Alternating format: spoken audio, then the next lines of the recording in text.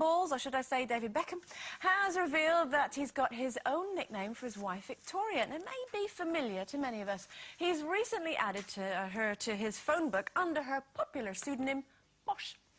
But how comfortable are we with nicknames that we've been given over the years? And Carol, you give loads of people nicknames. Has Carol given you a nickname? Oh, yes. Carol's...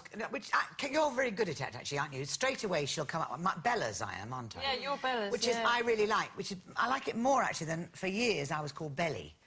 Yeah, so immediately people look at your fat stomach. But in fact, Christopher Biggins gave us all nicknames and then gave us little brooches. So, and I had a little diamond over the eye for the belly, and I've still got it, I have to say. But it was lovely because lots of people 30 years ago knew me. You know, will call me Belly still. But I went for an interview once for a quite moody part in a film, and the casting director, that's the lady who gets you in for the job, was an old friend, and she obviously kind of forgotten. There was this very smooth American film director sitting, and I was being particularly, well, I thought moody, until she went, Belly, if you'd like to get up and read something for her.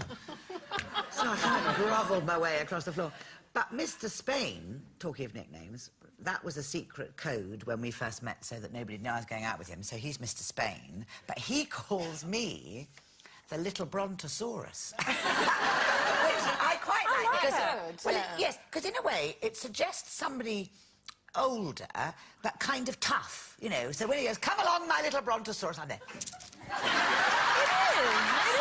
yeah. I like that. I like those little, you know, the little names that you give to friends. But it's a bit annoying when someone who doesn't know you uses them. Yes, do you know what I mean? Like, my two best friends are called Baby Chimp and Giant Chimp. So there's a giant chimp, there's a baby chimp, and there's my brother, he's the chimp, and then my other friend, who's called the chump, and then there's my other friend, Dougray, then there's Dougly, and then there's Dougly and Dougie, and then there's Basher, and then there's Chipstick, and then everybody's got a nickname in here, yeah, Bella's, and then Colleen, I call Tubbsy, and I've always called her that. I do, what? Honestly, and everybody gets upset about it. She doesn't get upset about it, because I've always called her that, and she's fine with it, so I haven't thought of one for Jane yet. No, but you will. Oh, but I will. But you, Mr. Ed. Mr. Ed, you said straight away Mr. Ed, and something about a horse, which we won't go into. But Mr. Ed's talking horse. Yes, that's right. That's what I meant, ladies Does he and gentlemen. stand behind the barn door? Yes, that's the one. That's the one. He's got his Hi, shed out, I'm Mr. Ed. Yeah, Mr. Ed's shed now. Ed the shed. Yeah. Has it got one of those doors that opens halfway, like Mr. Ed? Yes. It actually does. Oh, no. So he really is a horse? Yes. Oh, well, say no more. Mr. Ed in his shed. Yeah. You need to get him to lean out the top bit and go, hi, I'm Mr. Ed. And unless you're really old, you won't remember that. No, I do remember that. You can say, why the long face? Yeah. But it's funny, my older sister and then my brother were all called Mackie at school, and I was called Mackie at school, so I think it's just, you know, because we're Mercs. Well, Will, the floor manager, he calls me Macca. Yeah, and that's funny, he calls me Macca. He calls me Macca. He calls you Macca. Yeah. Oh.